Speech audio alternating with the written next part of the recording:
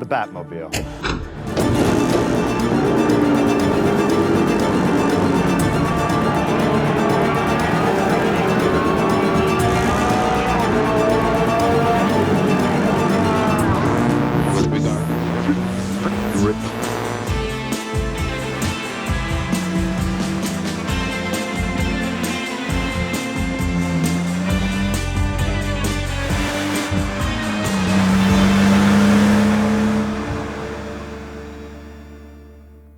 Today is a special day. I'm here in the private collection of Danny McKenna, a famed Southern California car dealer, and next to me is his spectacular 1973 BMW 3-liter CSL, better known as the Batmobile, and he is selling it on Cars and Bids. This is your chance to take home the icon that started it all. You know, the word icon is thrown around a lot these days, but this car truly is an icon. It's the car that capitalized the letter M and gave birth to BMW's M division. It also established BMW's prowess in motorsport, in DTM, IMSA, and Formula One. It's a car that's often overshadowed by its offspring, but this is its origin story. After World War II, German manufacturers had to rebuild and reimagine their futures. Mercedes-Benz would do so with the no-expense-spared 300 SL. Porsche would funnel its race-bred DNA directly into its sports cars, but BMW, their future wasn't so sure. In the late 1960s, they would introduce the Neue Klasse, the E3 and the E9. The E9 was a beautiful, elegant, long-hood two-door coupe with the famed shark-nose front end designed by the Kinkmeister himself, Wilhelm Hofmeister. Under that beautiful hood was a silky smooth six-cylinder engine designed by Paul Roche. It was handsome, capable, and it was a sales success. Like all E9s, the CSL is powered by BMW's M30 six-cylinder engine. Produced for over 27 years, it had the longest production run of any BMW engine in its history.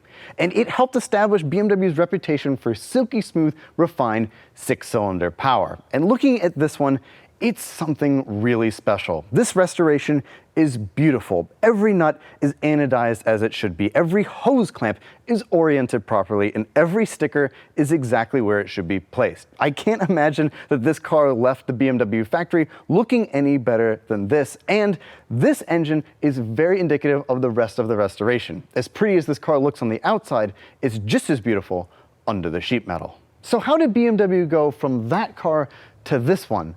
Amazingly, Bob Lutz. Yes, that Bob Lutz.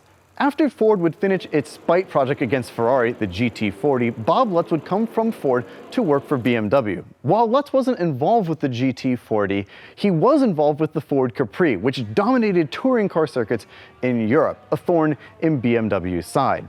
In Lutz's view, BMW had to take competition seriously in order to be respected on the world stage, and he pitched this to BMW higher-ups at the time, who gave him the green light to found a team of engineers that would be focused on just that, performance. And it would give us BMW Motorsport, better known as M GmbH. The M Division's first project would be to make the E9 competition worthy, and that's most obvious by the aerodynamic additions they would make on the exterior. At the front, we have a much deeper chin spoiler and these little vanes that run along the fenders, allegedly there to keep the car straight and narrow when it would become airborne at the famed Nürburgring. At the rear, they would add two spoilers that allegedly increase this car's aerodynamic efficiency by 16% and of course increase the downforce at the rear. Even more than that though, BMW had to take a lot of weight out of this car. They would give it a thinner front windshield, a thinner rear windshield, plexiglass windows on the side, an aluminum hood, doors, and trunk, and thinner bodywork throughout. The result is that this car weighed 609 pounds less than the normal CS. Meaning that this car weighed about 2,500 pounds, making it much better for competition. Both the weight reduction and the aero kit of the car gave this car both of its appropriate names. Its official name of CSL, or Coupe Sport Lightweight, and its colloquial name, Batmobile. And how did this car do on track? It dominated, winning every European touring car championship from 1975 until 1979. It also won its class at the 24 Hours of Le Mans, and it won iconic races like the 12 Hours of Sebring and the 24 Hours of Daytona. It's also the reason why when you walk into McKenna BMW, you recognize these colors almost as well as you recognize the BMW badge, and you can't escape it when you see a BMW. More than winning races though, this car won global respect for BMW, and it gave birth to the M brand. And as someone who has driven an M car for the last 10 years, I'm thrilled and really excited to get behind the wheel of this one.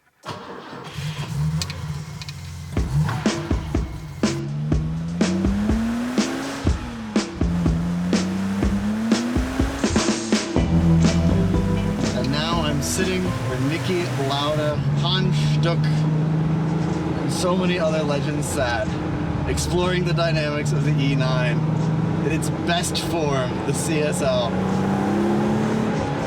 Oh, this engine is so elastic. It just is a BMW 6-cylinder.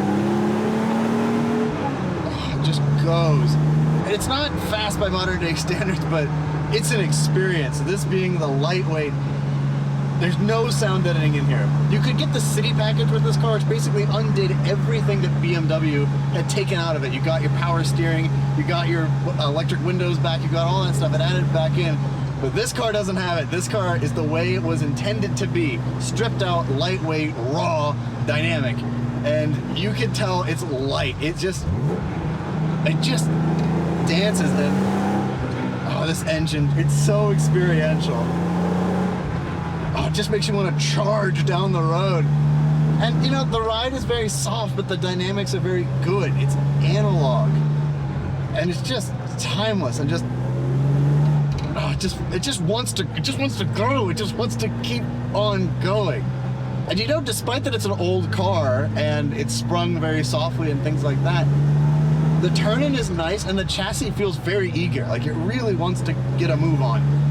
And you can tell it can handle a lot. It's no wonder that this car then went racing. They really took it to the racetrack and were very successful. It makes a lot of sense. It's compliant, but it's very agile once you load it up into a corner. The gearbox is a delight too. Really positive action and you shift into it. This is not a modern BMW in any way.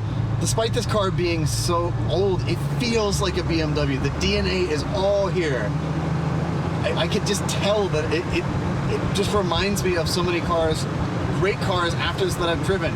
The E24 M6, I can feel that car in here. Even my E39, I feel aspects of that in this car too. And that great engine is just amazing. And it just is so cool. You look behind you and you see that giant rear wing. It all comes together. It's so analog and experiential, and it's what M is about. This is without question a real M car. It's just a damn hoot. I love this car. And this engine just...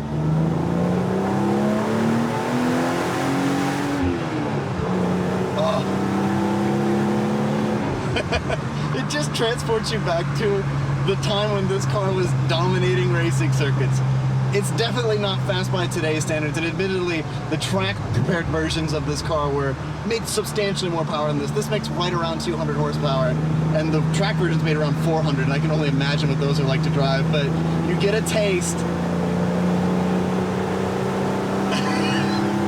Oh, this is not a modern BMW. This is analog, old-school fun, and I can see why these cars are so revered today. It's shockingly capable, and it's just so good. No wonder it won absolutely everything. What a cool car this thing is.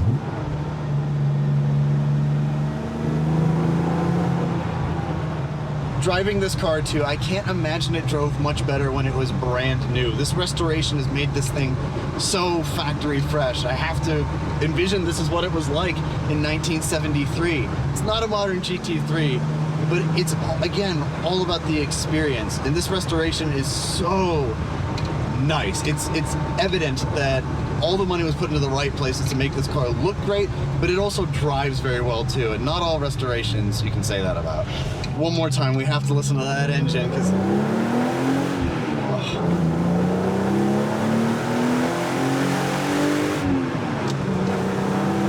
it just, This is everything I love about old cars. Oh my God, it's so cool. What a treat and a pleasure it is to drive this, and I am green with envy for the next person who gets to be the custodian of this car.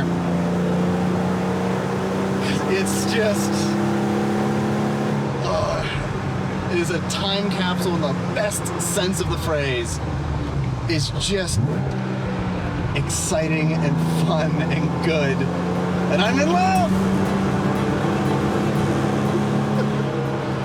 Oh, what a special machine.